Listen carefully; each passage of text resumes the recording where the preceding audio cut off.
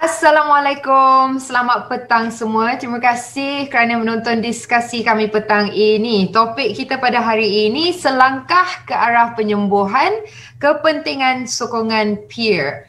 The rationale behind it di sebaliknya adalah it only takes one step, iaitu selangkah to recovery, and that is very true.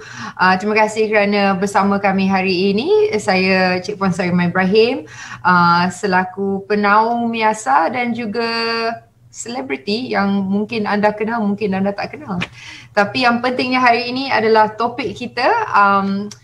Sebelum saya mulakan, sedikit background tentang peer support. Apakah peer itu? Siapakah seorang peer itu? Adalah seorang yang juga sedang atau pernah bertarung dengan penyakit mental, seseorang yang berkongsi pengalaman dan pengetahuan peribadi mereka dengan kondisi kesihatan mental mereka dan juga tentang gangguan penggunaan bahan juga ya.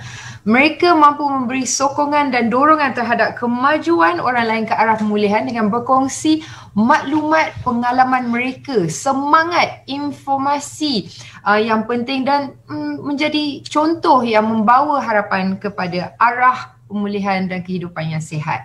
So, perasaan kurang malu, semangat dan keyakinan bahawa pulih itu boleh menjadi realiti yang dihasilkan melalui perkongsian pengalaman sangat berpengaruh dalam pemodelan pemulihan kerana ianya menawarkan contoh ya, an example kepada dan daripada para individu yang mempunyai pengalaman yang serupa. So it becomes as a source of hope for others.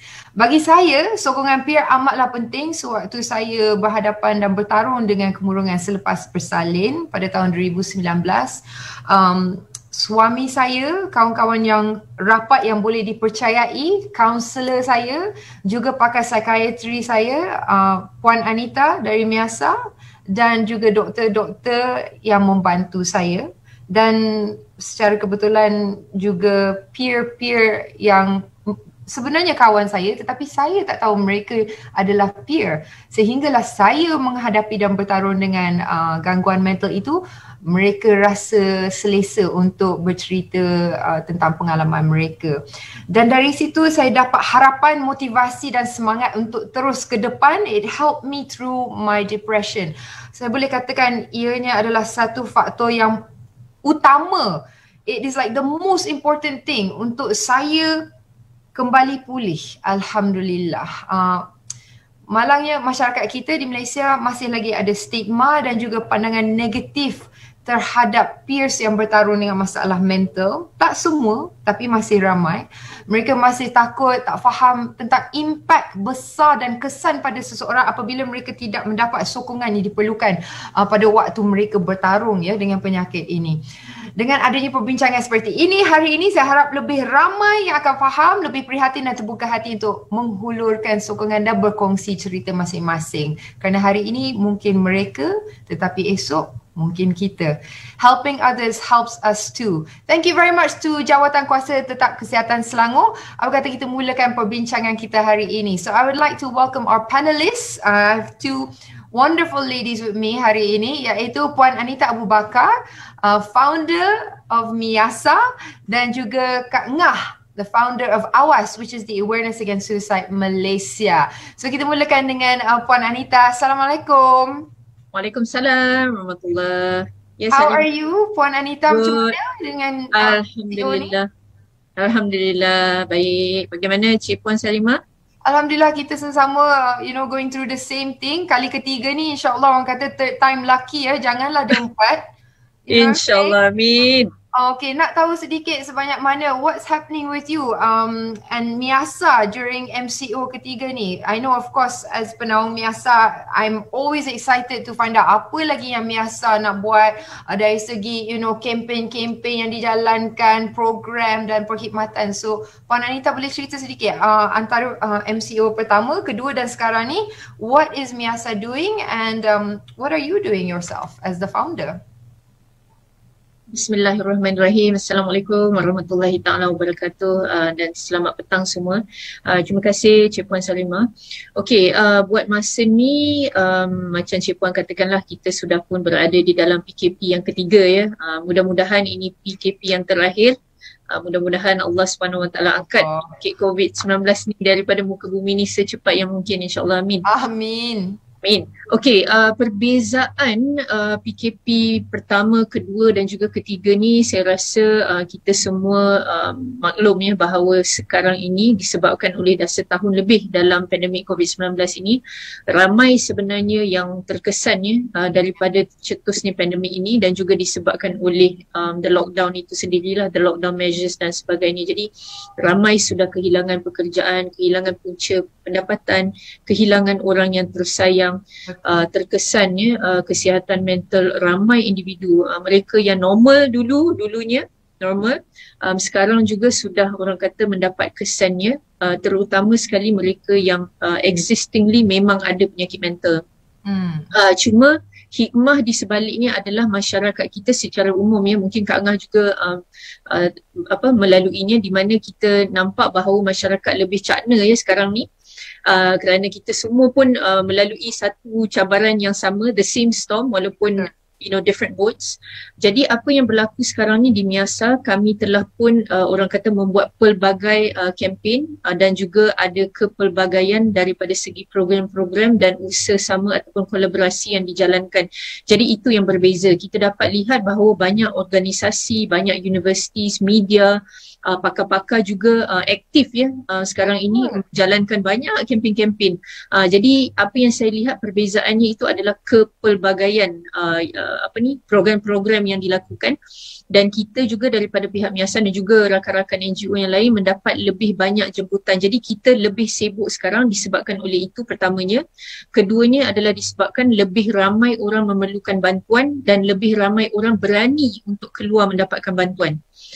Jadi NGO kesihatan mental bersama-sama dengan rakan-rakan di community sangat aktif sebenarnya, walaupun kami tidak dapat beroperasi secara fizikal, tetapi kami telah pun belajar daripada PKP pertama ya Cik Puan untuk migrate perkhidmatan secara atas talian. Jadi perkhidmatan kesihatan mental itu sedia ada sekarang ni. Jadi itu perbezaannya, alhamdulillah. Alhamdulillah, I love it. Sebab mungkin ada yang tahu, mungkin ada tak tahu lagi bahawa kita ada crisis hotline ya. Betul. 7 hari seminggu tu, and alhamdulillah. All the numbers are there, ada di website, ada di IG. Betul. Dan saya sentiasa berkongsi nombor tu. Kerana mana Puan Anita pun cakap tadi, tiba-tiba saya, I don't know why, dia just tiba-tiba semua kontak saya pula. Betul. Of course as a patron, as your patron, dia orang pula tanya saya. So setiap hari saya dapat mungkin dalam 100 ke lebih dari 100 direct message bertanyakan tentang MIASA dan bagaimana mereka boleh mendapat pertolongan. Betul, ini sebenarnya salah satu sebab ya kenapa Cik Puan dan semua dalam tempoh PKP ataupun pandemik ni kami telah orang kata menambah sukarelawan untuk crisis team kami supaya kami dapat menampung ya influx of calls mereka yang menghubungi kami. Bayangkan Cik Puan sendiri je dapat 100 calls, bayangkan MIASA berapa banyak. Betul. Saya pula jadi peer support tu tiba-tiba. You know? Betul, alhamdulillah.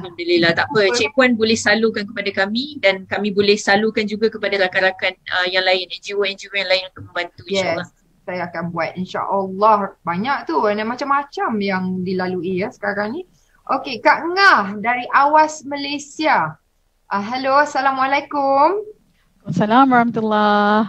Hai Kak Ngah, kita tak pernah bersua muka ya, cuma saya melihat Kak Ngah dalam talks yang ada di YouTube dan sebagainya. Alhamdulillah, belum lagi. Kita belum ada sekali actually di 6 punya meeting tapi atas kapasiti lain. Dah lama dah tu. Ya, dah lama. Okay. Kak Ngah, ramai yang mungkin mengenali Kak Ngah, ramai yang mungkin tak mengenali. Boleh tak Kak Ngah ceritakan sedikit background story Kak Ngah dan bagaimana Awas ditubuhkan dan peranan Kak Ngah di Awas? Okay. Bismillahirrahmanirrahim. Assalamualaikum warahmatullahi wabarakatuh. Selamat sejahtera, selamat petang semua. Thank you so much. Terima kasih Cik Puan. Okay, saya ni agak nervous ni ya. Jangan nervous. Jangan nervous. Okay, saya cuba tak nervous. Tapi dah memang kita tak ada orang dengar. Kita bertiga je. Because as a peer, saya adalah seorang peer yang bertarung dengan general anxiety disorder. Same here. Okay, kita high five Kak Ngah. Okay, set. Sama. Okay. Basically saya adalah pengasas, founder awareness, bahasa Inggerisnya namanya adalah Awareness Against Suicide. Kalau dalam Facebook atau Instagram ada Malaysia lah, supaya orang Malaysia tahu ini orang Malaysia punya. Tapi dalam bahasa Melayunya adalah kesedaran hindari bunuh diri. Before that, saya kena cakap yang saya sangat-sangat tak suka dengan istilah bunuh diri ni ya. Dia sangat tajuk bunuh diri ataupun topik bunuh diri ni adalah sesuatu yang sangat dekat dengan diri saya. Saya telah melalui satu proses yang sangat traumatik, tapi apapun untuk tujuan pembelajaran, untuk tujuan penjelasan, penerangan yang terang, yang jelas, saya terpaksa gunakan bunuh diri. Walaupun sebenarnya istilah bunuh diri ni dia langsung tak menyantuni ahli keluarga, orang tersayang yang telah kehilangan orang yang telah mengambil nyawa mereka. Kan, sebab bunuh diri tu, the word bunuh is very bunyi macam negatif, keras, kejam. Jadi saya memang tak suka sangat istilah tu, tapi tak ada jalan lain untuk sebab dulu-dulu saya pernah cuba gunakan istilah lain. Saya gunakan suicide, ejaan Melayu, SUICID. Tapi banyak orang tak faham, dia mewujudkan kekeliruan, so saya kembali pada istilah bunuh diri. Kalau pada Kak Ngah sepatutnya perkataan apa yang paling sesuai? Untuk saya dah ubah banyak kali, mula-mula cuba try gunakan nak cari istilah yang ambil nyawa, yang lebih lembut, tapi akhirnya dia create confusion juga. So saya dah balik kepada sekarang ni meninggal akibat bunuh diri. Terpaksalah gunakan istilah tu sebab bunuh diri tu it's self-explanatory lah. Jadi tapi ada meninggalnya gitu. So AWAS is awareness against suicide. Bila saya dengar perkataan ni pada mulanya, saya terkejut sebab I thought against suicide bermaksud AWAS ni lebih kepada macam menghukum. So saya pula terkejut. Saya macam awareness against suicide. Tapi bila Kak Ngah sendiri dah explain kembali baru saya faham. So now I understand. Mungkin ada di luar sana pun terkejut jugalah because the English translation tu. Betul. Actually saya pun fikir begini, saya sebab saya kenal Kak Ngah, tapi pertama kali saya dengar pun saya ada persepsi yang sama dengan Salimah, dengan Cik Puan. Saya terus sedih. Saya rasa macam alamak, kenapa pula kita against? Kita tak tahu kan istilah tu macam seperti mana Kak Ngah kata, dia tak sempurna, dia tak lengkap kan? Betul. Oh tidak, tapi at least today kita dapat clarify. Tapi maksudnya against tu adalah maknanya against supaya jangan, sebab sebagai seorang, nanti saya akan ceritakan lebih lanjut, sebagai seorang suicide loss survivor ataupun penderita yang kehilangan orang yang telah meninggal akibat bunuh diri ni, against suicide tu maknanya kalau boleh saya nak wujudkan kesedaran supaya jangan hentikan perbuatan tu. Itu maksud against suicide tu. Saya nak panjangkan lah Kak Ngah, awareness against those against suicide. Nanti tak jadi awas kalau panjang sikit lah, tapi tak apa, itu another day we can discuss. Another day, Okay, Kak Ngah macam mana sekarang ni dengan MCO yang ketiga ni? Are you doing okay? Sebab Kak Ngah baru tadi explain, Kak Ngah sendiri ada general anxiety disorder. Saya faham sebagai seorang peer, Puan Anita juga pastinya terasa lebih terasa kot dalam keadaan yang ketiga ni. Alhamdulillah okay so far. I guess kita pun dah macam masuk yang fasa ketiga. Suka ke tak suka, benda tu dah jadi norma baru kan. Saya suka sebab saya ni seorang introvert in a way, sebab saya boleh habiskan banyak masa dengan membaca, menjawab soalan-soalan, bantu orang-orang yang DM ataupun email ataupun message dalam AWAS ni. So saya suka, saya appreciate lah. Tapi juga at the same time saya rasa juga ada influx, mungkin juga orang dah lebih sikit kenal AWAS, tapi ada influx sedikit tentang dengan orang yang mencari macam bantuan atau tanya soalan atau so AWAS adalah untuk setiap orang di luar sana sekarang yang sedang menonton ataupun akan menonton ni, adalah untuk mereka yang menghadapi perasaan ingin mengambil nyawa ataupun untuk mereka yang rapat dengan mereka yang telah mengambil nyawa sendiri? Betul. Kedua-duanya sekali, tapi untuk peer, sokongan peer khususnya adalah untuk ahli keluarga, orang tersayang yang telah kematian atau kehilangan orang yang telah meninggal akibat bunuh diri. Kalau untuk sokongan orang yang ada masalah isu kesihatan mental ataupun rasa macam dah tak nak hidup, putus harapan, itu lebih macam persendirian lah, tak ada peer support, tak ada sokongan peer. Faham. Okay, thank you Kak Ngah. Kita balik sebentar lagi, banyak nak tanya ni sebenarnya, tapi Puan Anita, mungkin Puan Anita boleh explain pada penonton, pada kami semua, apa sebenarnya, siapa seorang peer? Siapa yang boleh menjadi peer? Dan adakah mereka yang masih lagi bertarung dengan masalah mental ataupun penyakit mental boleh menjadi seorang peer? Terima kasih Cik Puan. Peer seperti yang Cik Puan terangkan tadi itu sudah jelas sebenarnya. Peer adalah mereka ataupun individu yang bertarung dengan penyakit mental. Itu sahaja definition peer itu. Jadi peer itu dalam bahasa Melayu belum ada. Jadi di Malaysia kita masih menggunakan perkataan peer itu dalam bahasa Inggeris, bahasa Melayu peer itu menjadi perkataan atau terma jelas. Tapi kan kalau saya nak jelas sikit, translatekan peer tu macam rakan seperjuangan kan? Betul. Biasanya kalau saya membuat perbincangan, biasanya saya akan berkata saya bersama dengan rakan-rakan seperjuangan saya. Tapi kalau kita nak pendekkan, peer lah kita panggil.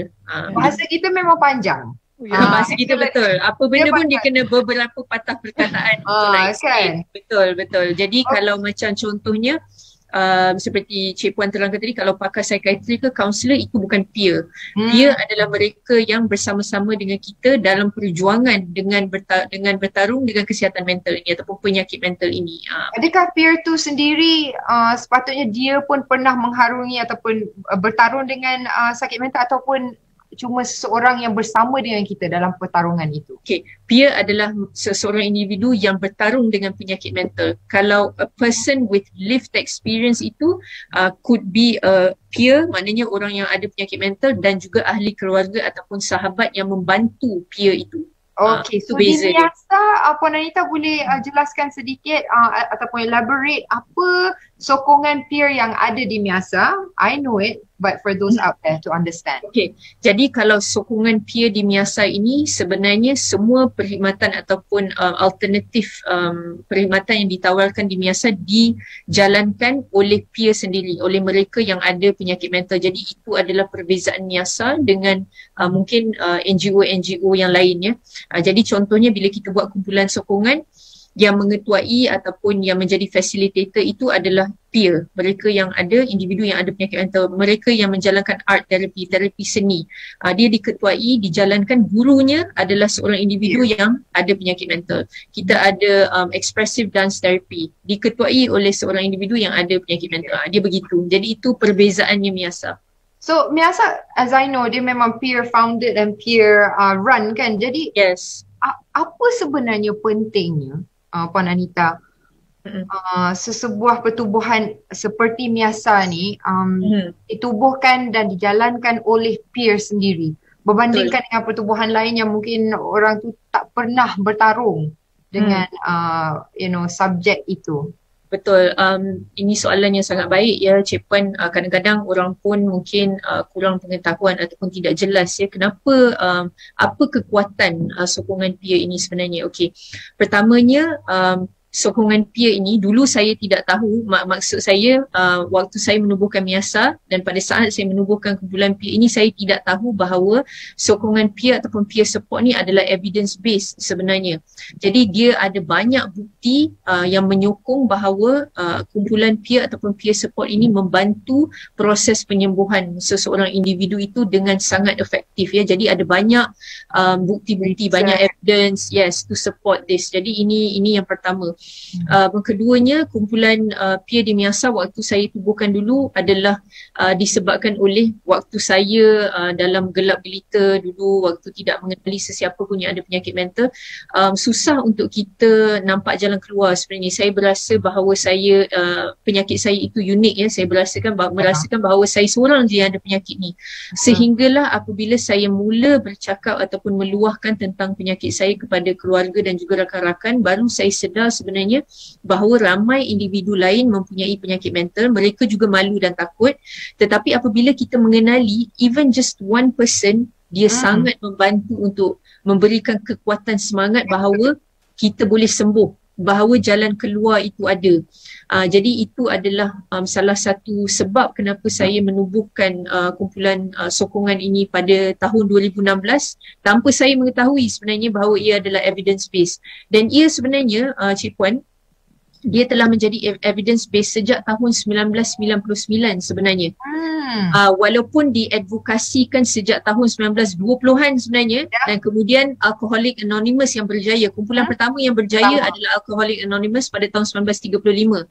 Jadi apa bezanya kekuatan peer ini adalah disebabkan sudah tentu kita sudah pernah melaluinya dan sudah tentu untuk membantu orang lain menjadi lebih mudah, orang lain untuk membuka, meluahkan kepada kita menjadi lebih mudah kerana mereka berasa ia adalah satu zon selamat. Berasa tidak dihukum, there's no judgment. Zon selamat itu pentingnya untuk kita merasa safe, merasa selamat, untuk meluahkan dan juga untuk kita menumpang kekuatan rakan-rakan seperjuangan yang lain pada awalnya, sehinggalah kita mampu untuk berdikari ataupun berdiri dengan kaki sendiri, begitu.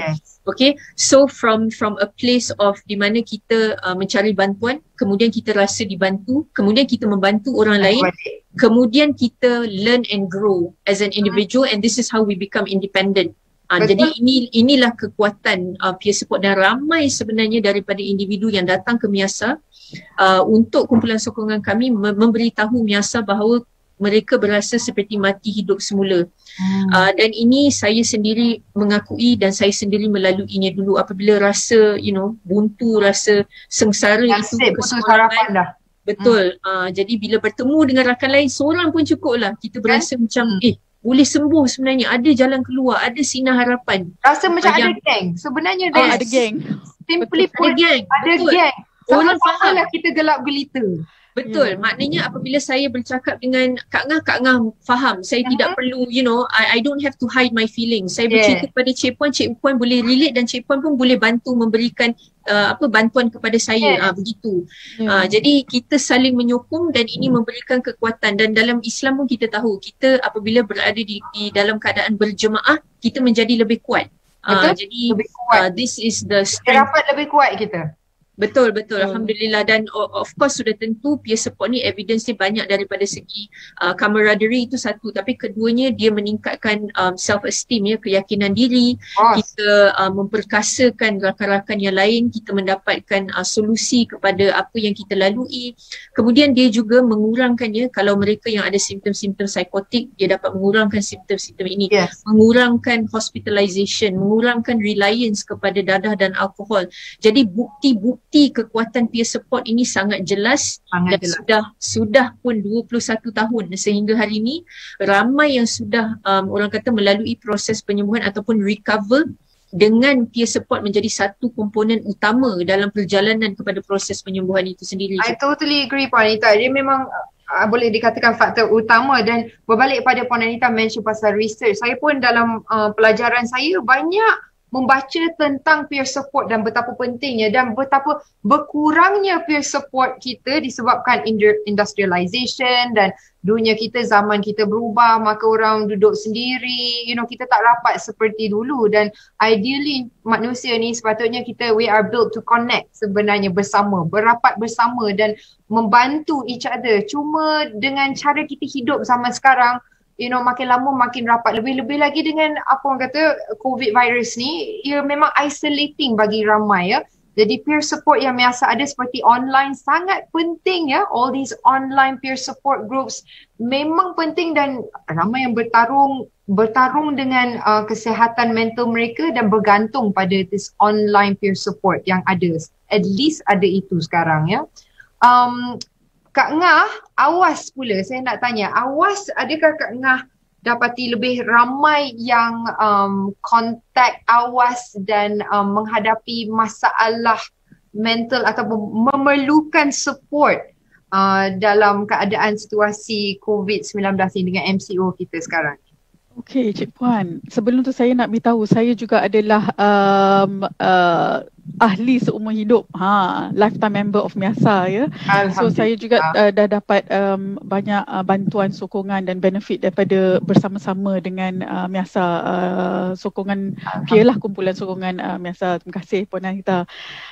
Saya sangat admire dia pada mula-mula tu. Saya rasa macam Masya Allah, sebab rasanya, correct me if I'm wrong, rasanya sebelum ni tak ada lagi dalam Malaysia ni peer-led NGO kan, yang lain semua profesional dan MIASA yang pertama, betul. Yang lain semua doktor atau apa. So bila saya dengar, saya kenal MIASA pada 2018, rasanya akhir 2018, time tu saya mungkin 2018, 2019 saya pergi, saya jumpa, dan bila saya dengar saya join tu, saya terus macam saya kena jadi lifetime member terus bukan ahli seumur hidup, gitulah. Faham. Saya pun sama, hujung 2017 saya jumpa dengan Puan Anita over coffee. Dari situ, dari jadi lifetime member, jadi peer, lepas tu Puan Anita tengah malam, dia bukan sekadar just founder at MIASA. I have to say this, give credit to Puan Anita, because dia time tak bekerja pun dia bekerja. Pukul 1 pagi dia masih lagi bagi peer support. When I was going through my kemurungan selepas bersalin, dialah yang menjadi tempat saya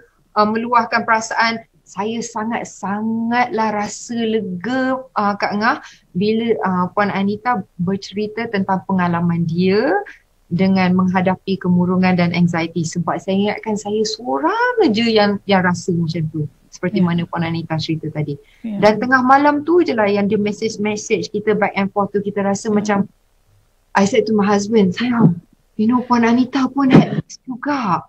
So I'm not crazy tau. Dan my husband pun macam Alhamdulillah.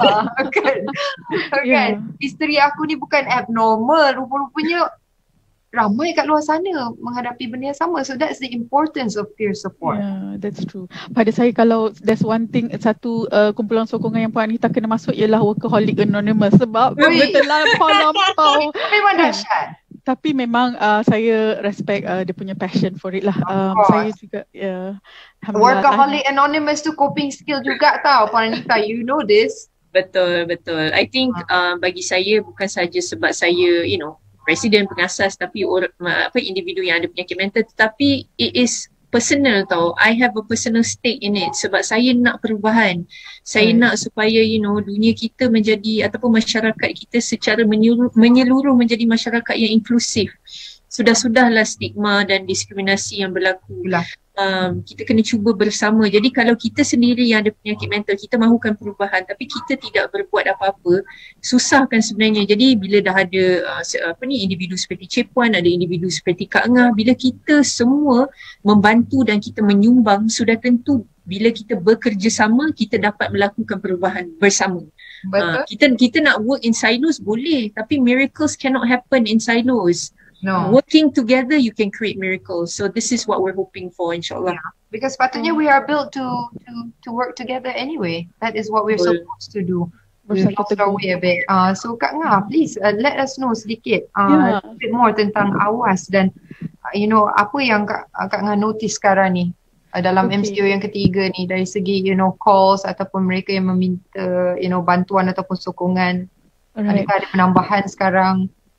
Saya adalah selain daripada seorang anak, kakak, ibu to two children, I'm also a graduan psychology from Grand Valley State University. Geng banyak ni sebenarnya, kita geng banyak ni. Tapi sebenarnya menjadi graduate psychology graduate tu satu masalah bagi saya pada mulanya, stigma, sebab bila saya berhadapan dengan trauma kehilangan orang yang tersayang yang meninggal akibat bunuh diri ni, saya jadi rasa macam I should have been the gatekeeper. Konon aja belajar psikologi tapi tak nampak, tak bantu, tak cuba bantu dia keluar daripada sebab tanda-tanda tu banyak, kemurungan tu ada, tapi pada saya ketika tu macam seolah-olahnya macam mungkin dia nanti dia okey lah tu, saya tak address it, dan hubungan saya dengan orang yang tersayang ni pun agak susah untuk kita, yelah sebab stigma tinggi. Benda-benda macam ni kadang-kadang kita we don't talk about it, kita tak nak bincangkan, kita segan kan.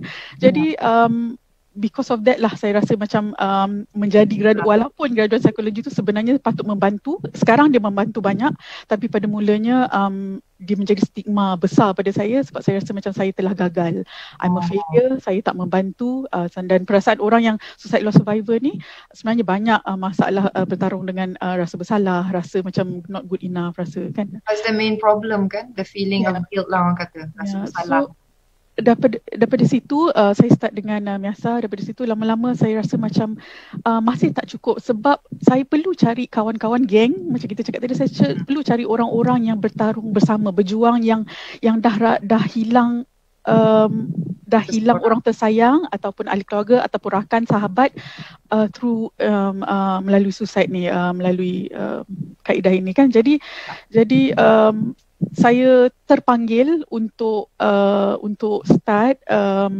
support group, tapi saya tahu macam kalau support group kita nak start aja tiba-tiba nak cakap kita suicide loss survivor tu macam agak pelik, macam orang macam mungkin kat Malaysia ni and even orang di Malaysia ni pun tinggi sangat. Sebenarnya isu bunuh diri ni ataupun isu suicide ni adalah banyak, boleh kata hari-hari, sebab saya buat bila saya dalam awas kan sekarang ni, kes tu under our radar lah, sentiasa kita mencari kes tu supaya kita nak cari orang yang boleh dibantu sebenarnya, because saya melaluinya hampir 10 tahun kan dalam ni, dalam berjuang jadi survivor ni, merasa keseorangan sangat-sangat dan nak sangat cari orang. So melalui awas, alhamdulillah kita dah jumpa lah, tak ramai yang mahu open up dan kata, tapi tak ramai pun dah ada 5, 6, 7, 8 orang lah. Ada yang pilih untuk tak nak masuk dalam support group sebab dia malu, dan ada yang masuk dalam support group tapi diam aja. Tapi for now support group kita dalam WhatsApp lah sebab itu je yang mampu kan. But slowly but surely, dan juga orang daripada Canada, daripada Japan pun ada yang kata, thank you for your post, I just lost somebody to suicide, and it's great to be connected. Sebenarnya peer support ni memang sangat membantu.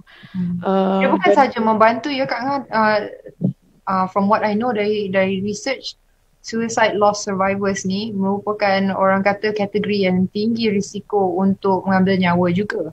That's true. Yeah. Sebab kan because of dia punya stigma dia terlalu tinggi kan. Sedangkan orang yang kehilangan seseorang lah yang kita sayang melalui kematian semula jadi pun boleh menghadapi depression kan, boleh menghadapi trauma dan sebagainya.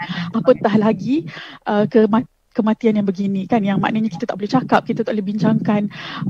Kita rasa, saya dulu rasa on my forehead ni sentiasa ada label. Jadi rasa macam tak nak keluar jumpa orang, tak boleh, rasa macam orang judge, rasa orang hakimi saya, rasa lepas tu orang kata dia ahli neraka, orang kata macam-macam. Jadi benda tu sangat susah nak bincang dengan orang. Walaupun sebenarnya saya rasa macam dapat manfaat sangat bila jumpa Miasa, because sebab saya juga berjuang dengan kesihatan mental kan, isu kesihatan mental. Tapi saya juga nak cari geng-geng, kawan-kawan peer yang berjuang dengan isu suicide loss ni lah. Just nak tahu Kak Ngah ni, sebelum Kak Ngah menjadi seorang suicide loss survivor, adakah Kak Ngah sendiri ada masalah mental sebelum tu berlaku, sebelum 10 tahun yang lalu ni? Wow, rasa macam di assess pula kan. Betul. It's okay. Adakah dia That's very interesting. That's very interesting. Sebenarnya masa dulu, masa saya di US, saya di Amerika Syarikat dulu, saya tengah belajar, masa saya tengah buat psikologi masa tu, 9/11, September 11 attack berlaku. Jadi masa tu saya baru 2 minggu di Amerika. Lepas tu of course saya bertudung lah. Lepas tu orang diskriminasi saya dan yalah buat cakap macam-macam, buat macam-macam. Grade saya, GPA saya menurun. Lepas tu academic department panggil sebab saya dah nak kena keluar, nak kena buang universiti. So dia kata jangan buang, hantar, dia ni ada masalah maknanya adjustment. So saya dihantar ke psychologist, masa tu support sangat-sangat penting. Academic advisor saya kata jangan gagalkan dia, jangan keluarkan dia, dia perlukan support, psychological support. So saya pergi, psychologist diagnose saya PTSD ketika itu sebab saya banyak nampak flashback 9/11 punya yang berlaku. dan orang cakap macam-macam. Tapi dari tu pernah join dengan peer support group selain dari pakar. Masa tu ada tak peer support group yang membantu? Ada, masa tu tak sempat, tapi we had international student punya club yang berfungsi sebagai support group, tapi not specifically, bukan khusus penyakit mental lah ketika tu. Mungkin dia somehow help you through kan? Having betul, sangat-sangat kawan-kawan.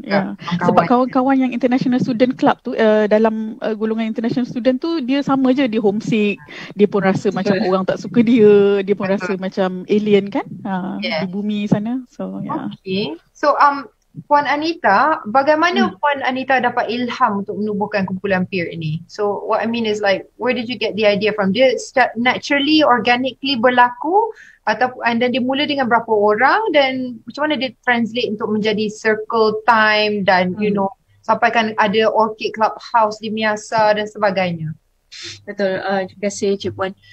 Sebenarnya pada tahun 2016 tu apabila saya dah melalui ataupun crossover to recovery kan, jadi saya punya proses penyembuhan itu telah pun efektif lah. Masa tu dah lebih kurang 2 tahun lebih saya dalam proses ke arah penyembuhan itu. Jadi pada waktu tu seperti saya I mentioned just now, bila saya mula berkongsi, saya rasa sangat dibantu. Dan daripada situ saya mendapat ilham, okey, apa kata saya tubuhkan satu NGO di mana saya mulakan kumpulan sokongan. So saya punya idea was to form a peer support group. Macam saya katakan tadi, di mana saya tidak tahu ia adalah evidence based. Saya cuma tahu bahawa ia membantu saya.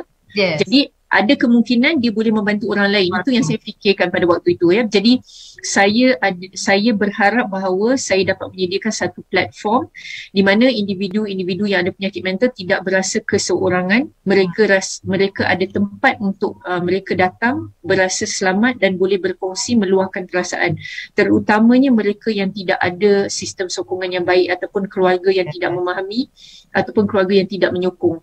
Itu isu yang besar. Jadi apa yang berlaku pada waktu itu, saya mulakan dengan membuat Instagram Miasa, ataupun saya tumpang dulu Instagram Khoiser kerana saya ada Akademi Quran. Jadi sementara menunggu NGO itu mendapat kelulusan ROS, saya menumpang dulu Khoiser Akademi Quran saya punya Instagram, dan di situ saya berkongsi infografik ataupun poster tentang saya mendapat serangan panik. Dan dari situ mungkin saya kenal. Dari situ mungkin saya nampak.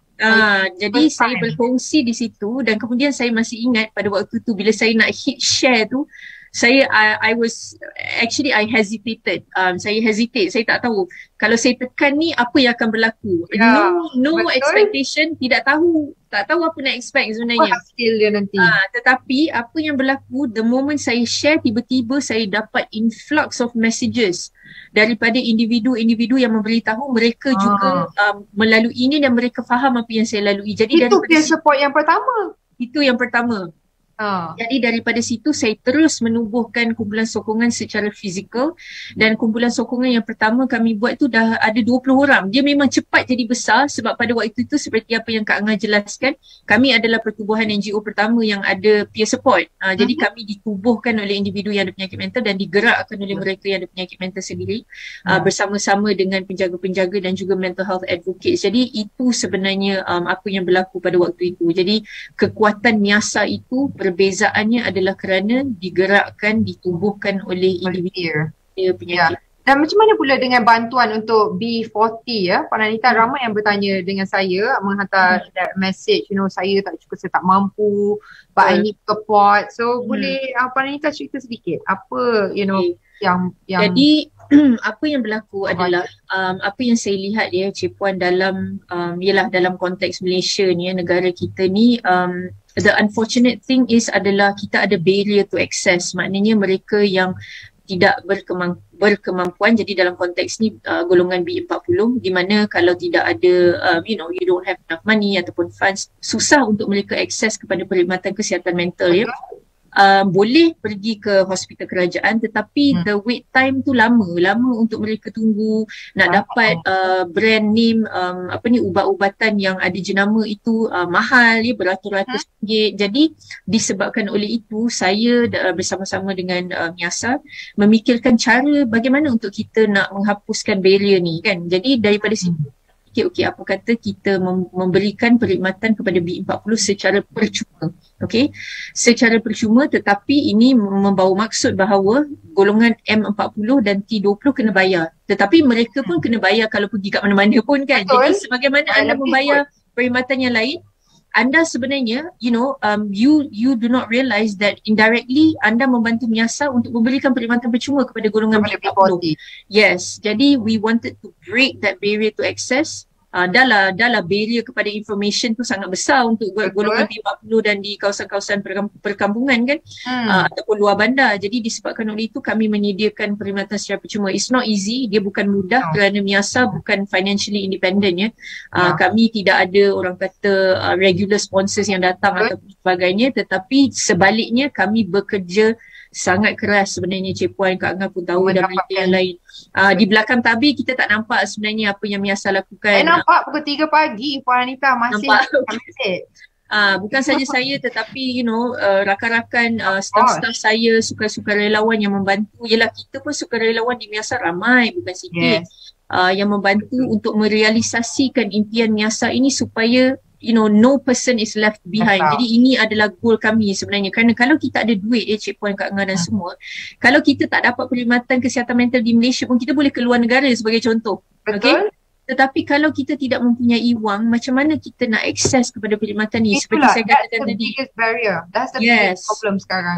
Betul. Kita boleh kerana hak untuk mendapatkan kesihatan adalah hak semua individu. Sepatutnya. Yes, jadi ini apa yang Miasa cuba lakukan. Jadi apa yang kita mampu, sedikit sebanyak kita berikan balik kepada komuniti. Jadi kepada anda yang yang membantu Miasa, datang ke Miasa untuk mendapatkan perkhidmatan daripada golongan M40 dan T20, saya ucap berbanyak-banyak terima kasih sebenarnya, kerana disebabkan oleh anda dia memberi laluan kepada rakan-rakan yang lain daripada golongan B40 untuk mendapatkan bantuan. Dan kita baru sahaja selesai sebenarnya hari ini Mental Health 101 workshop di mana Kak Ngah daripada awal Zuriat Care sebenarnya memberikan bantuan dana untuk golongan B40 supaya mereka dapat hadir ke workshop bengkel kami pada 3 hari daripada Khamis. Kami tamat hari ini, alhamdulillah. Terima kasih Kak Ngah.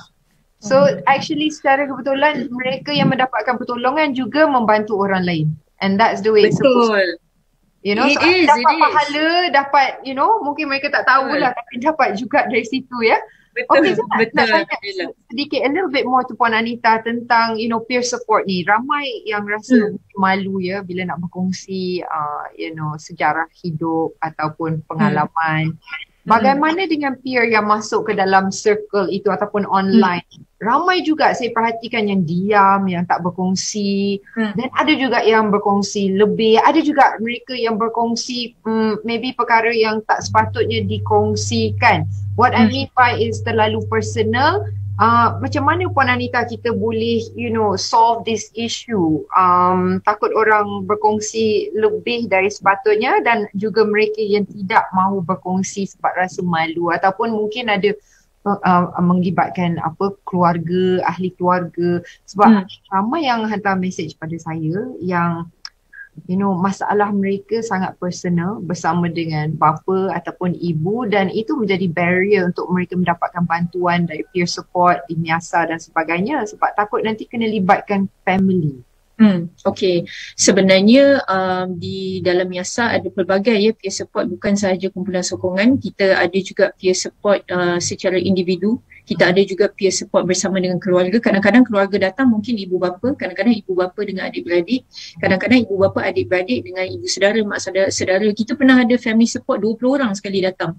Itu macam intervention tu. It is an intervention kerana sistem sokongannya ni, Cik Puan dengan Kak Angah, di Malaysia ni memang macam mana saya nak cakap, kita kurang daripada model-model yang berjaya di luar negara yang kita tidak bawa ke Malaysia. Jadi salah satu contoh method ataupun approach adalah open dialogue. Open dialogue ni sangat popular di luar negara, di mana saya mengaplikasikan open dialogue di Malaysia. Jadi apabila seseorang individu mulanya ada penyakit mental, kita sudah pun melibatkan sistem sokongan mereka. Jadi ahli keluarga, rakan-rakan, sahabat, rakan di tempat kerja, pakar psikiatri, psikologi, kaunselor, spiritual healer, sesiapa sahaja yang terlibat dalam sistem sokongan individu itu terlibat sama dalam proses ataupun perbincangan itu sekali. So this is the open dialogue concept.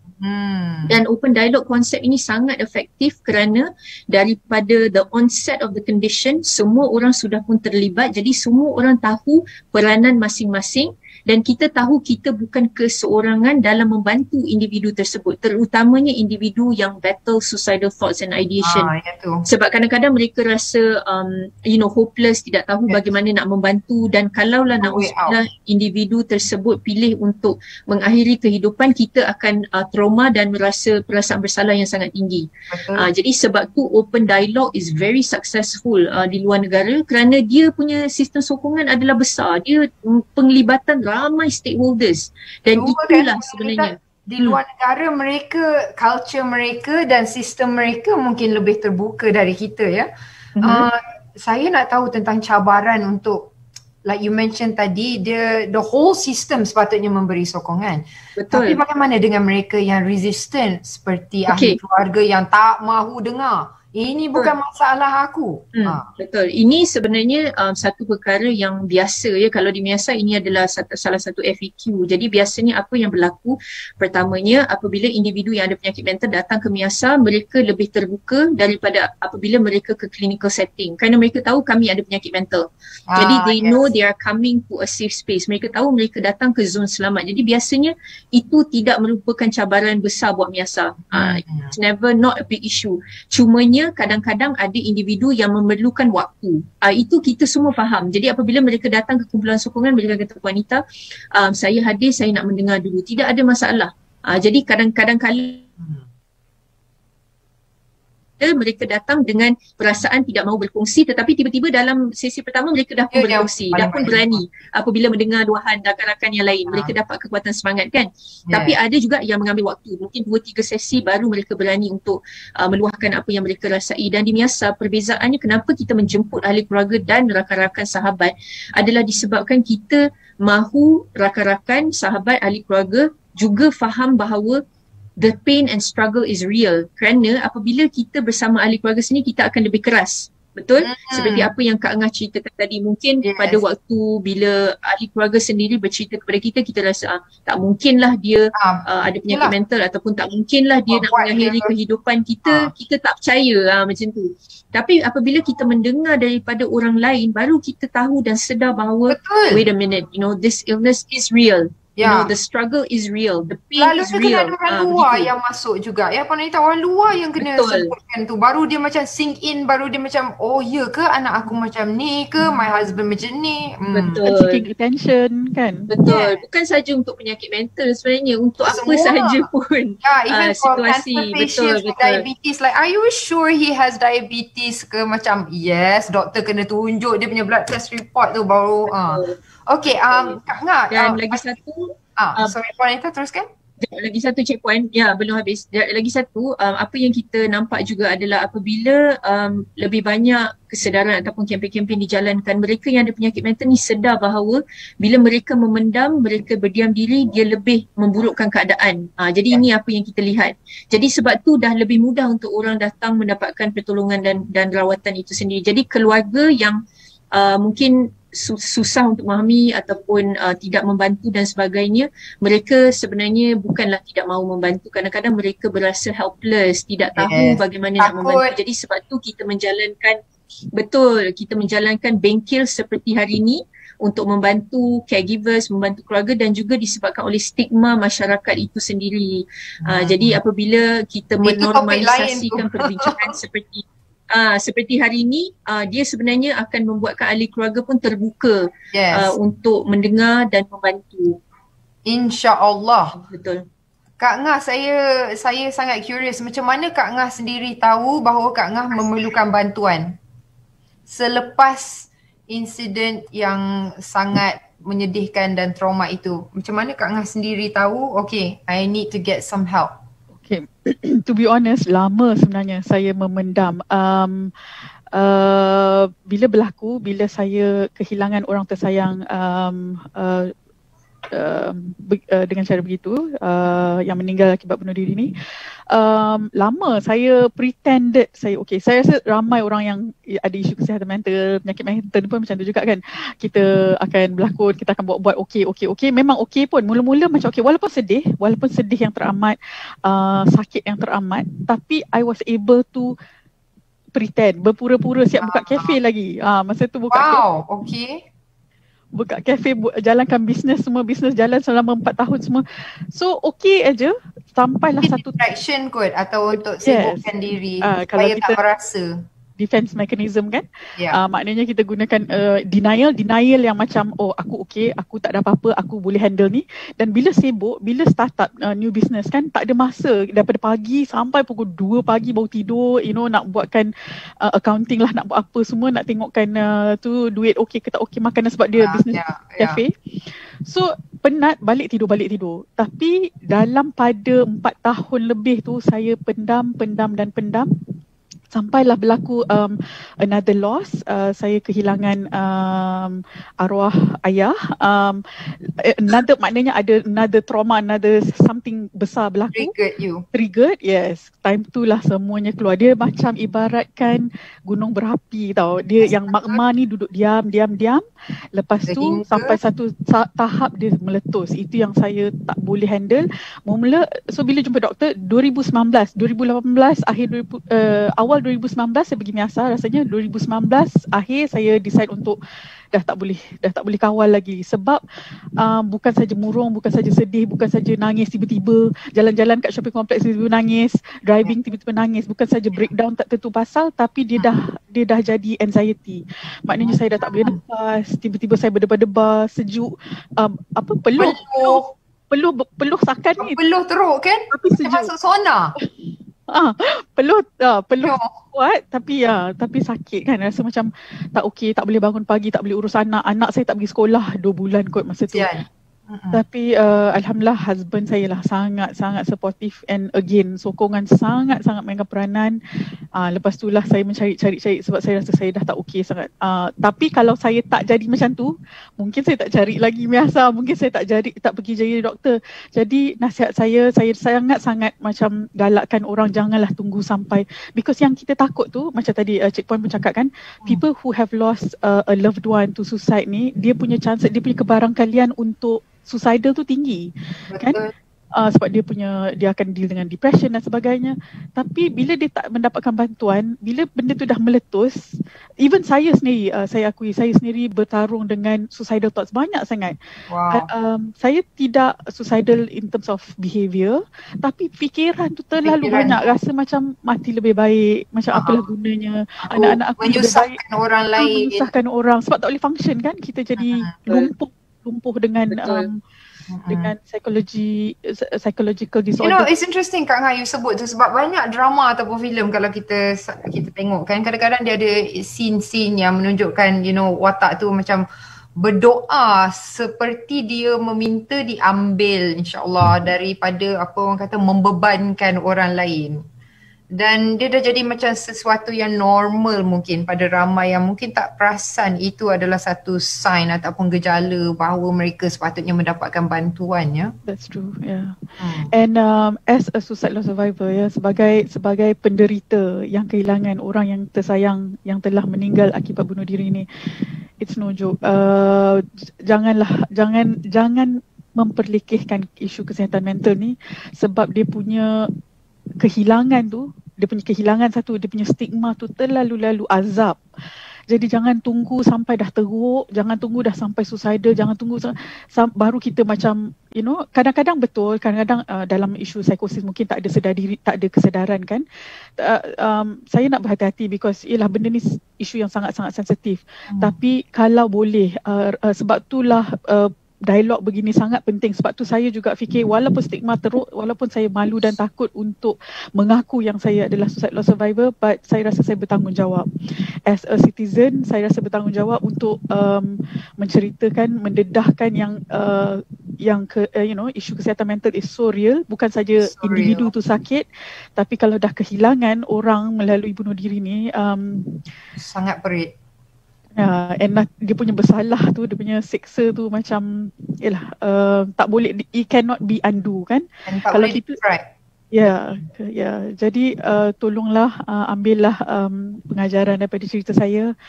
Cerita ni benar, kisah ni benar, dan sebenarnya ramai. Kalau hari-hari katalah kita ambil purata, katalah satu kes per day di Malaysia satu hari, ada kes suicide kan, ada kes bunuh diri. Berapa ramai? Kajian menunjukkan 6 hingga 20 orang yang dikeliling orang yang telah meninggal tu akan terkesan teruk, trauma teruk. Tak kisahlah dia ahli keluarga ke, sahabat ke, profesor, cikgu kita ke, tapi kalau kita ada hubungan rapat dengan dia, dan especially orang yang rentan ataupun orang yang vulnerable, yang ada isu kesihatan mental ni kan, itu lebih-lebih teruk lagi sebab dia dah ada contoh orang yang struggle dengan suicidal thoughts, yang ada isu kesihatan mental. Lepas tu bila dia dengar sahabat dia ataupun cikgu dia, ni kisah benar ya, macam kes yang orang yang saya my loved one ni, cikgu dia yang telah ambil nyawa. So tak lama lepas tu, benda ni itu lagi satu yang kena jaga-jaga, yang Awas pun nak create awareness, Miasa pun banyak NGO yang create awareness, sebab suicide contagion ni adalah, suicide copycat ni adalah satu yang sangat bahaya. Media kena hati-hati. We discuss that a lot, don't we, Puan Anita? So media kena sangat hati-hati kan. Kalau report tu tak perlulah cakap macam mana dia mati, guna kain apa, benda-benda detail tu, sebab orang boleh copycat, orang boleh tiru dan sebagainya. Tapi berbalik pada peer support ya Kak Ngah, because that's what we're trying to discuss today. So kita faham sekarang keperitan dan perasaan Kak Ngah sebagai seorang suicide loss survivor, dan betapa pentingnya that peer support was for you. Apa bezanya? What do you think kalau let's say Kak Ngah tak dapat pertolongan ataupun sokongan from peers dulu dengan sekarang, how would you be today? I think how important is it? Sangat-sangat penting. Saya rasa saya tetap akan dalam loop yang sama tau. Dia macam hamster yang pusing tak jumpa jalan tu kan.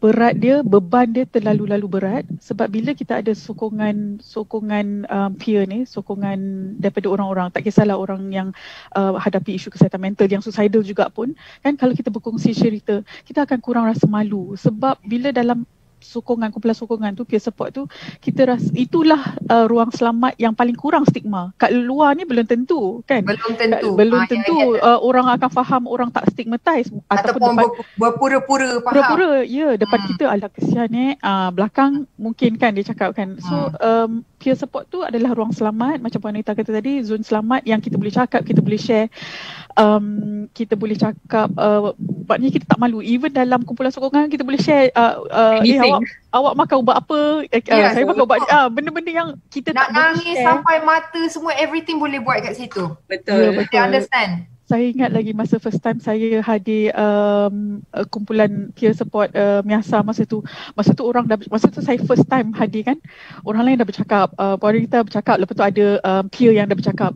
Time tu saya macam ya Allah, takutnya nak cakap, takut sangat nak cakap. Tapi saya juga ada kesedaran yang kalau for me to help myself, saya perlu bantu diri saya. If it's to be, it's up to me.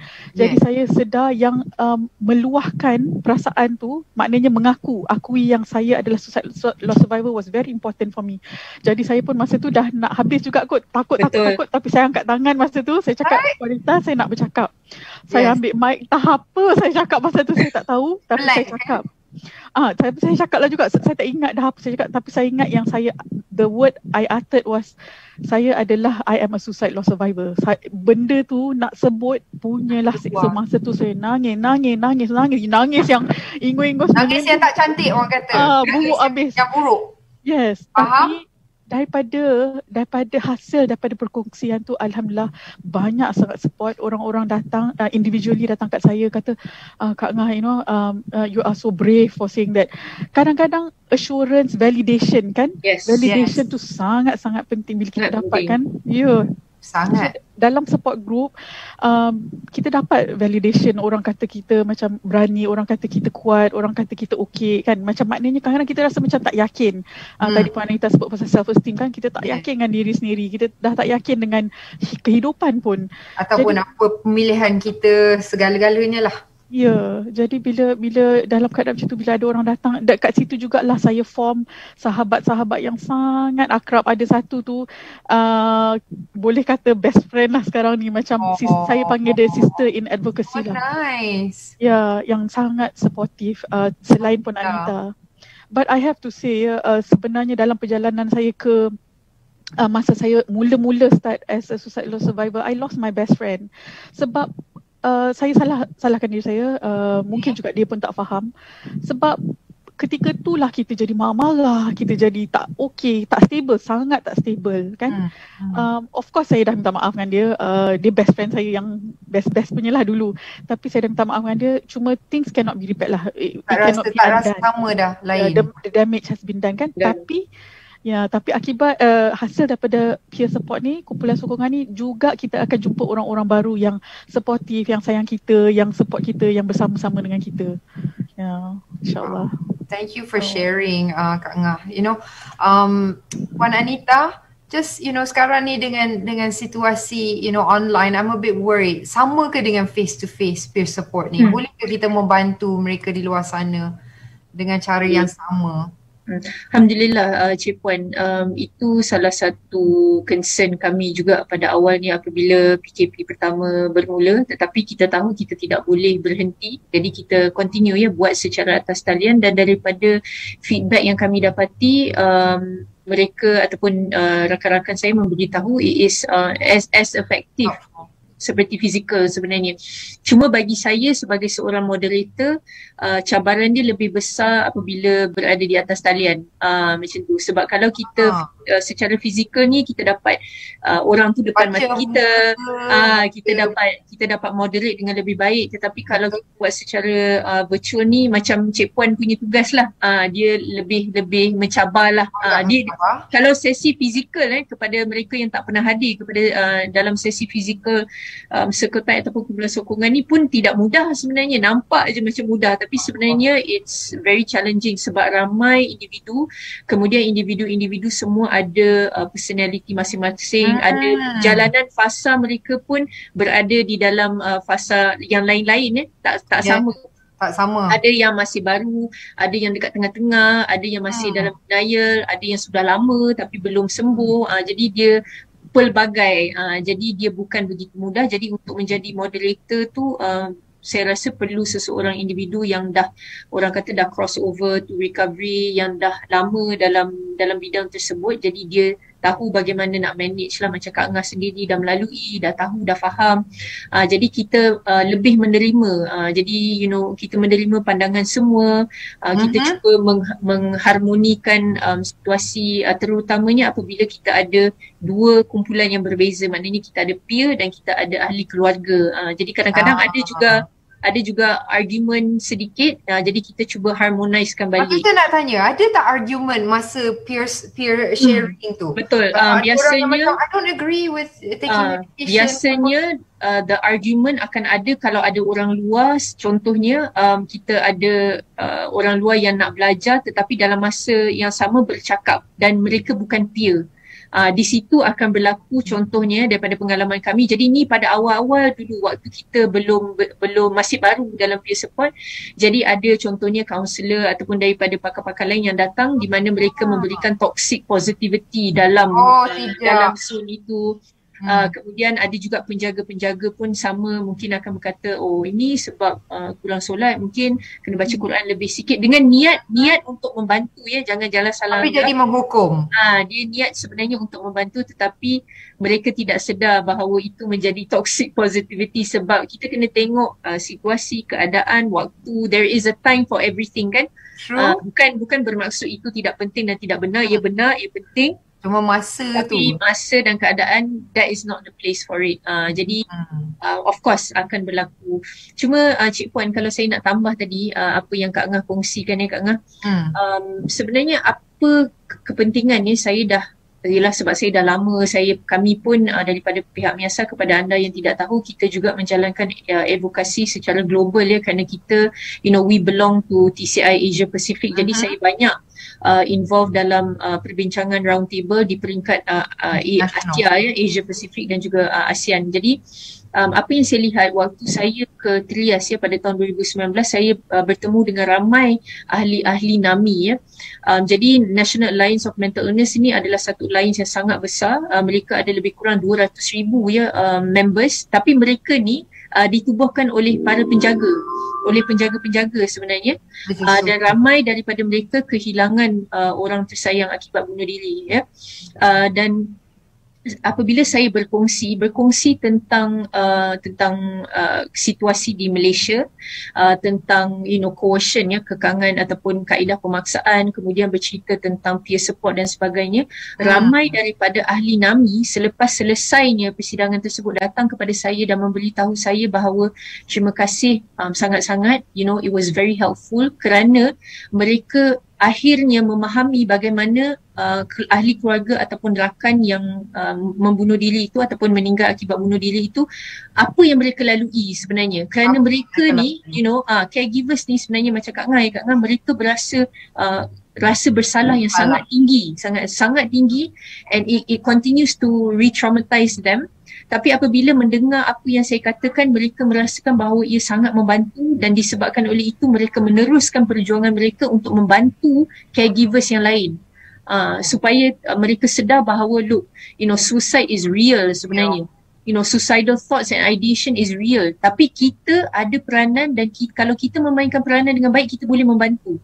Jadi inilah juga kelebihan ataupun kekuatan peer support itu sendiri. Alhamdulillah. Jadi saya memang apabila Kak Angah menubuhkan Awas, saya memang rasa oh my god, this is such a good and I was so happy. effort. I was so happy to know about Awas. Kak Angah, I didn't share this before, but I have a personal experience with suicide loss in terms of history. I won't mention in too much detail out of respect for the person and the person's family.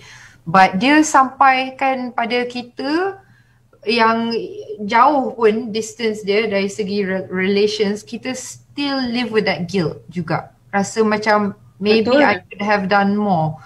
Tapi betul macam Puan Anita kata, bila kita dah lebih mendalami dan faham tentang masalah mental ataupun the different types of mental problems, kita akan kurang sedikit rasa bersalah tu, dan kita faham, oh actually this was what happened to that person, dan kenapa dan bagaimana dia mengambil keputusan itu, dan kadang-kadang tidak waras juga dalam keputusan itu dan sebagainya. And I'm very happy that Awas is run by you, Kak Ngah, because who else is going to run it if not you? Betul tak? And I'm sure you help a lot of people out there to feel not alone, because macam Kak Angah kata, perasaan bersalah tu sangat mengosongkan jiwa. Dan kalau saya boleh tambah, waktu pandemik COVID-19 ini, kita pun dapat ramai daripada the bereaved yang datang kepada MIASA, yang memberitahu kami bahawa mereka tidak tahu kewujudan MIASA sehinggalah orang tersayang mati akibat bunuh diri, dan itu menjadi satu kekesalan Kak Ngah yang mereka memberitahu kami, yang saya rasa sedih sangat sebab dia dah datang, lepas tu memberitahu ahli keluarga dan tidak tahu pun kewujudan MIASA itu sendiri. Jadi dia rasa itu satu kekesalan yang the family member bagi tu, they really regret it. Kalau mereka tahu ada kumpulan seperti MIASA dah lama datang, tapi sebab tidak tahu. Betul. So alhamdulillah dengan adanya pertubuhan seperti Miasa, pertubuhan seperti Awas, kita lebih peka, kita lebih prihatin dan kita lebih memahami perjalanan hidup kita sebagai manusia sebenarnya. Sebab setiap manusia itu ada ups and downs orang kata. And just as a final question, I would just like to ask Puan Anita, kalau boleh ada perubahan ketara Puan Anita dari segi government support dan sebagainya, apa yang Puan Anita rasa is missing sekarang ni?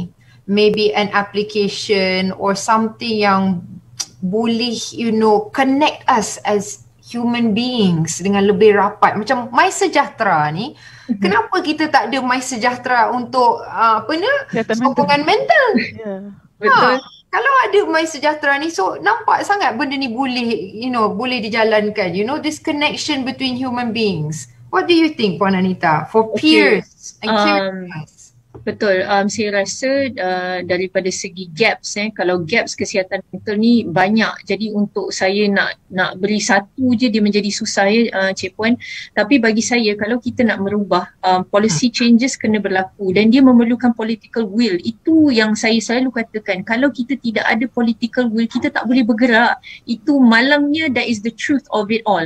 Macam saya selalu katakan, people fall through the cracks of the system. Orang berakhir di gelandangan, tidak mendapatkan rawatan, tak ada basic needs. Orang akhirnya berada di penjara, berada di institusi kesihatan mental. Apa yang kita perlu sediakan? Of course kita perlu sediakan dana itu sendiri. Kita perlu sediakan supported accommodation untuk mereka. Perlu sediakan pekerjaan. Stigma kena dihapuskan. Intervensi kena diberikan secara rata.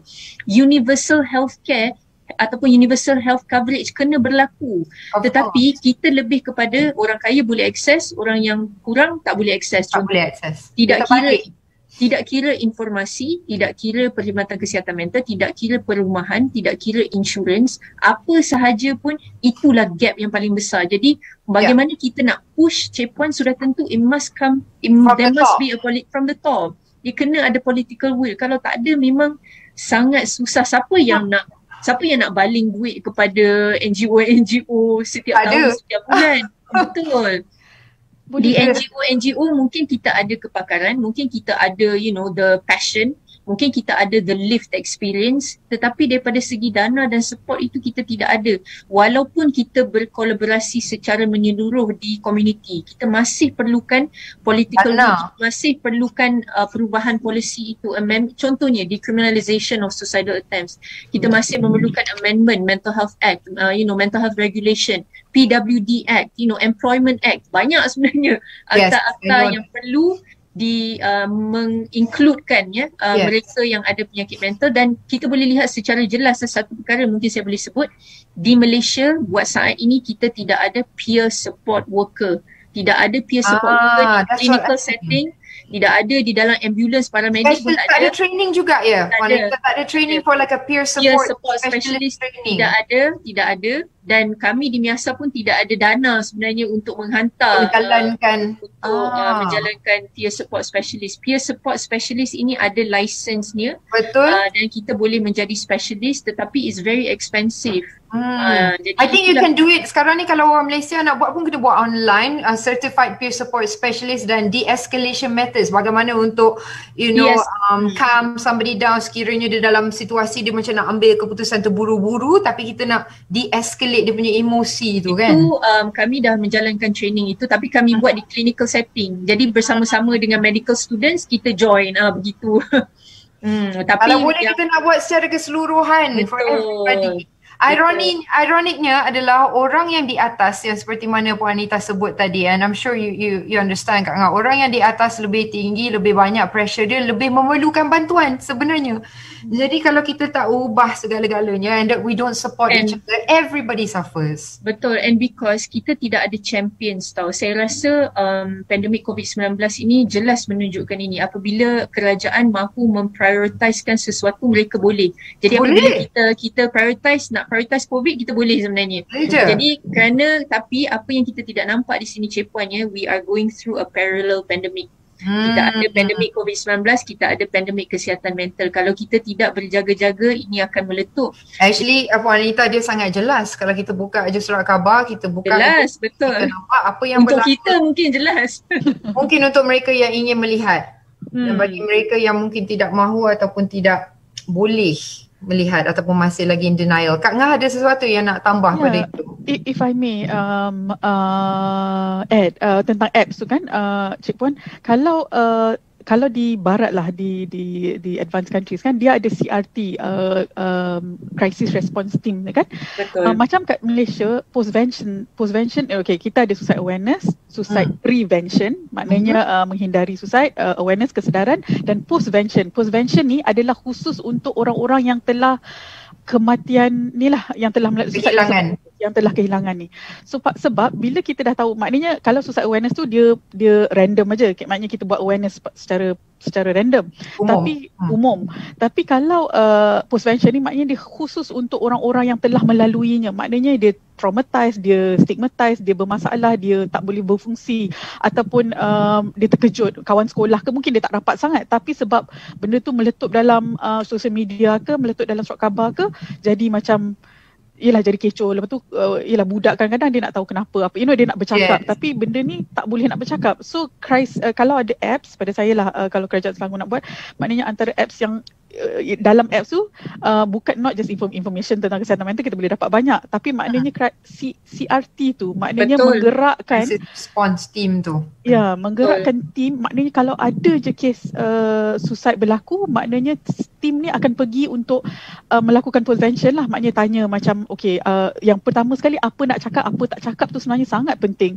Sebab the moment polis datang, wartawan datang, orang akan tanya apa berlaku nenek-nenek, orang yang dalam keadaan shock macam budak sekolah ke, kita pun siapa-siapa pun kita akan jawab je, cerita je. Lepas tu semua akan disensasikan dalam surat khabar, unfortunately. Betul. Tapi bila ada CRT ni akan datang, akan kata okey, jangan cakap ni, cakap apa yang patut sahaja, jadi benda tu tak disensationalize kan, dan benda-benda yang membahaya, informasi yang membahaya macam mana nak bunuh, kaedahnya semua tak keluar, benda-benda macam tu.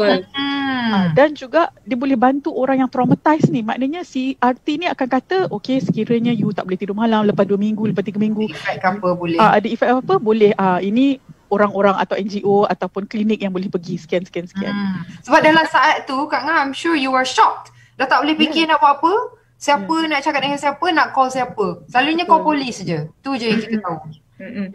Betul. Okay, mungkin ada kata-kata to just close it up, Puan Anita, tentang topik kita hari ni. I mean, jelas sangat kepentingan, peer support, dan obviously Miasa does provide for that, and Awas, and we've shared a lot hari ini. Anything else that you would like to add, Puan Anita? Because I know kita tak mungkin nak masukkan semua kan. Betul. Saya tambah kemudian saya tutup ya Cik Puan, sebab saya nak katakan just one last point bila Kak Ngah cakap pasal crisis response team tadi tu kan, macam dekat Miasa kita ada crisis team, terdiri daripada sukarelawan, jadi sebab tu kita dapat orang kata memberikan intervention yang cepat kepada mereka yang nak orang kata contemplate suicide dan sebagainya. Tapi apa yang penting di sini sebenarnya, kita haruslah memperkasakan komuniti. Jadi task shifting itu harus berlaku. Jadi saya rasalah kerana daripada pihak Miasa dan Souls Health, salah satu rakan NGO kami juga, kita banyak memperbincangkan dan orang kata cuba educate public dan juga ministry tentang ini, di mana task shift dan ministry pun sedang dalam proses untuk membuat task shifting ini. Jadi dalam perbincangan ini, di mana mungkin kadang-kadang orang kurang faham bahawa task shifting ini boleh berlaku kepada sesiapa individu mana-mana pun yang ingin membantu. Dia bukannya kena jadi macam pakar psikiatri ke, mana-mana sukarelawan, individu yang ingin membantu, kita boleh task shift kepada mereka. Kita memperkasakan komuniti, mungkin memberikan training, latihan sedikit sebanyak, dan mereka boleh membantu orang yang memerlukan bantuan. Jadi kita dah ease the burden of the health system itu sendiri sebenarnya. There you go. That answers one of the questions yang baru je masuk, Puan Anita, yang tanya as orang awam, macam mana saya nak bantu kerajaan untuk bantu peers-peers yang sedang mengalami masalah mental, soalannya sekarang. Betul. Jadi kita boleh menjadi sukarelawan. Jadi kita task shift kepada anda. Jadi anda mengurangkan beban health system itu sendiri, dan NGO juga dibantu kerana banyak sukarelawan yang sedia ada yang boleh membantu orang-orang di luar sana. Jadi akhirnya semua orang akan dibantu. Because everyone is already there to help. Jadi everybody becomes a resource actually. Yes, everyone becomes a resource. You're right. Jadi semua orang sebenarnya adalah helper.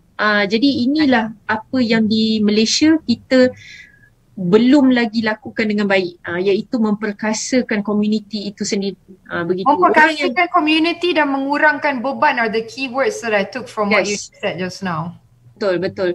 Jadi apa yang saya boleh tutupkan ya, Cik Puan, apabila saya berkata ataupun kita bercakap tentang peer support ini adalah peers ini kita membantu untuk orang kata memberikan solusi yang lebih konklusif ya kepada contohnya penyakit mental ataupun isu kesihatan mental.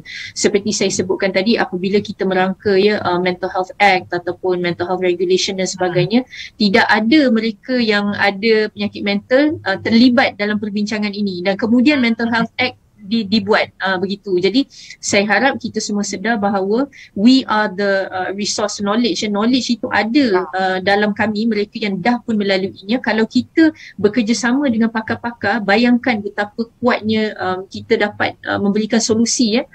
Seperti mana negara lain lakukan. Saya bertemu, I've met so many doctors, banyak daripada tidak kira ya nursing hospitals, hospital-hospital di luar sana yang memberitahu saya bahawa mereka tak boleh imagine kalau tidak ada peer di dalam hospital untuk membantu, yang menjadi salah satu peer support worker, kerana you cannot solve it kalau tidak ada mereka yang dah melaluinya.